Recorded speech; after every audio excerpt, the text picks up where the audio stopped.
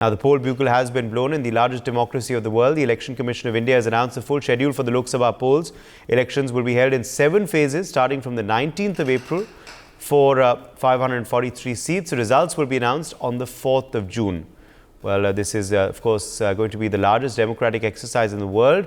It's a country of 1.4 billion heads to the polls to elect its government. A lot of developments, of course, are taking place across the country. My colleagues have spoken to many political leaders. Lok Sabha चुनाव की तारीखों का ऐलान हो गया है। इस पर बात करने के लिए हमारे साथ हैं पूर्व मंत्री और आरजेडी के वरिष्ठ नेता विजय प्रकाश जी हैं। सर, किस तरह से लेते हैं, चुनाव आयोग ने अब घोषणा कर दी?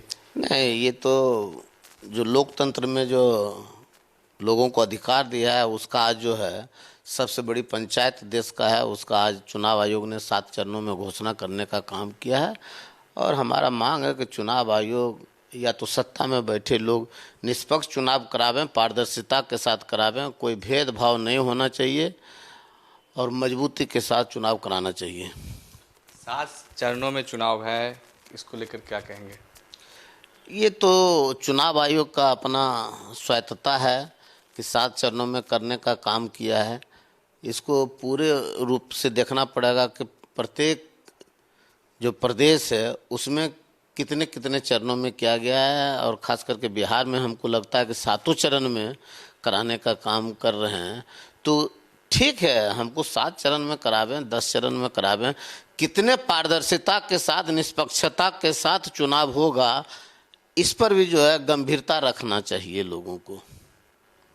तो ये थे हमारे साथ पूर्व मंत्री और आरजेडी के वरिष्ठ नेता विजय प्रकाश, जिनका कहना था कि चुनाव जो है कितने भी चरण में हो, लेकिन पारदर्शिता के साथ जो है चुनाव होने चाहिए। कैमरा अभिषेक के साथ शक्ति, इंडिया न्यूज़, पटना। लोकसभा चुनाव की तारीखों का ऐलान हो गया है। हमारे साथ हैं इस पर बात करने के लिए आरजेडी के मुख्य प्रवक्ता शक्ति सिंह यादव हैं।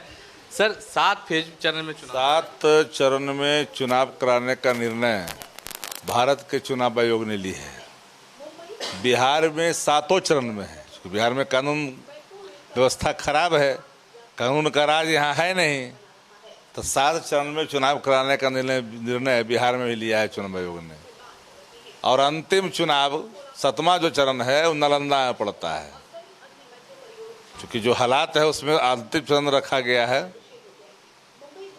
और इस बार देश की जनता ने ठाना है, इंडिया गठबंधन 300 पार, बिहार में महागठबंधन 35 पार।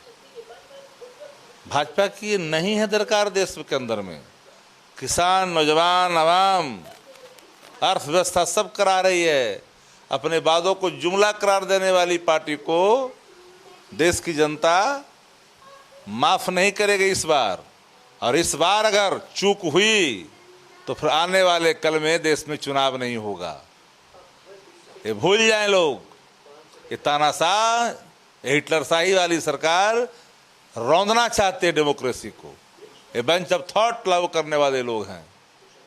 ये झूठ का बाजार परोसते हैं। चुनाव अभी हुआ ही नहीं। इलेक्शन आज मॉडल कोड ऑफ कंडक्ट आज से लगेगा। पहले ही 4 दिन से चल रहा है चैनलों पर। सर्वे रिपोर्ट लाए हैं घर से, जागीर है सर्वे इनका। उठा करके ले आते हैं भाजपा कार्यकर्ता का परसेप्शन बना करके चाहते हैं मनोवैज्ञानिक खेला खेलें। इस बार जनता खेलना देगी, खेल जाएगी।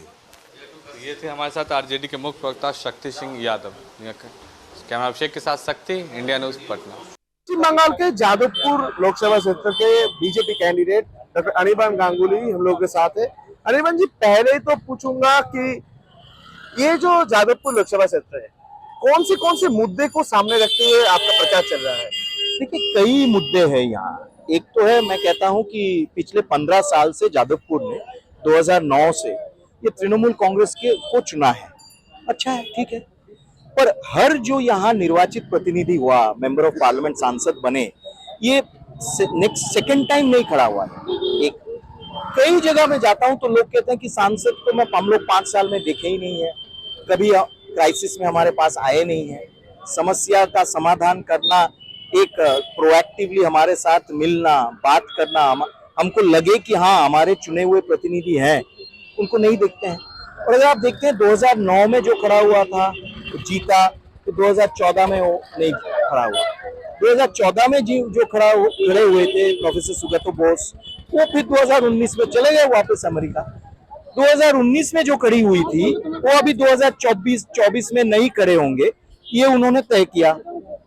तो अब मेरा कहना है कि ये तो मजाक नहीं हो सकता है।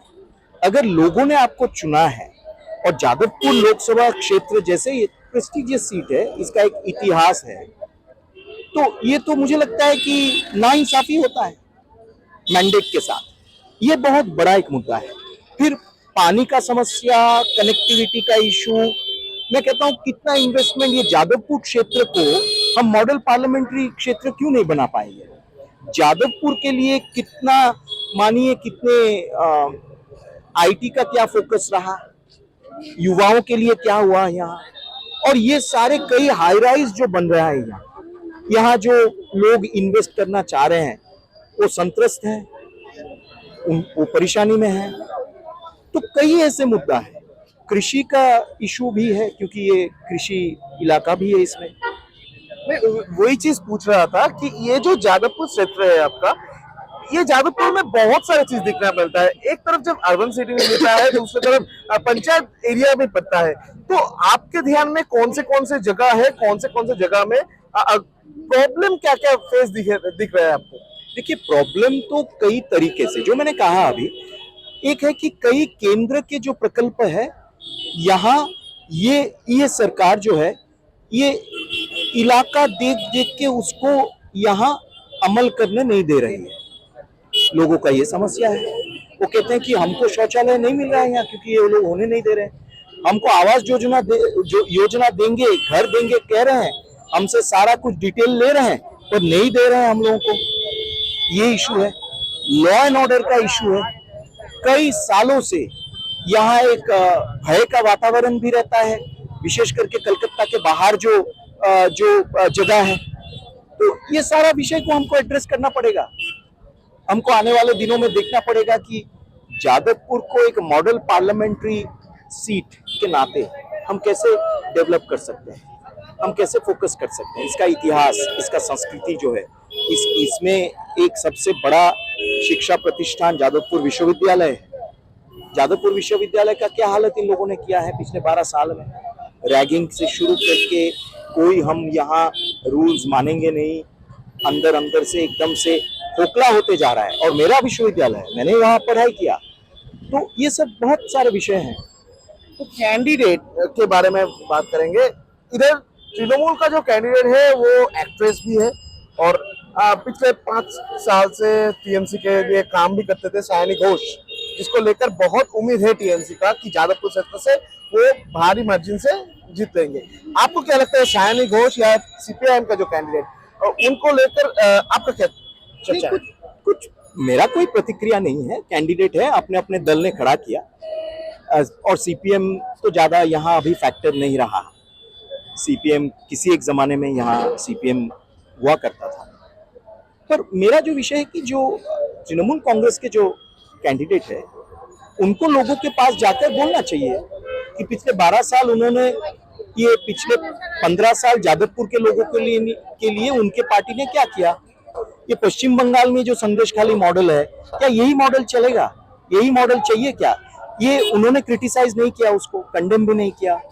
संदेशखाली के महिला त्रासित है, अत्याचारित है, और उनके लिए कोई उन्होंने सिंपैथी या उनके पास खड़े रहने का कोई आश्वासन नहीं दिया। वो ना उन्होंने दिया, ना उनके मुख्यमंत्री ने दिया। तो मेरा कहना है कि वो अपना रिपोर्ट कार्ड लोगों को बताएं।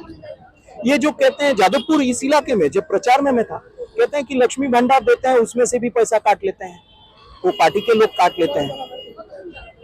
तो ये सारा विषय लोग, और वो जहां जहां प्रचार में जा रही है, लोग कह रहे हैं कि हमने 5 साल देखा नहीं अपने जनप्रतिनिधि को, ये खत्म नहीं हुआ, ये अधूरा है, ये सब बोल रहे हैं। एकदम जादवपुर लोकसभा क्षेत्र के जो बीजेपी का कैंडिडेट डॉक्टर अनिर्बान गांगुली के साथ हम लोगों का बातचीत हो रहा था। उसी के बाद कहना है कि जो भी इधर का पिछले वाले एमपी था, उनको लोग दिख नहीं रहे थे, लोगों के पास उनका जंक्शन ठीक से नहीं हो रहा था, कोई सेंट्रल प्रकल्प काम इधर नहीं हो रहा था, ऐसे भी बात उनकी तरफ से कहा जा रहा है। कैमरा पर्सन अभिजीत के साथ Ronik Dutta, India news. For more such videos, subscribe to the NewsX YouTube channel, hit the bell icon.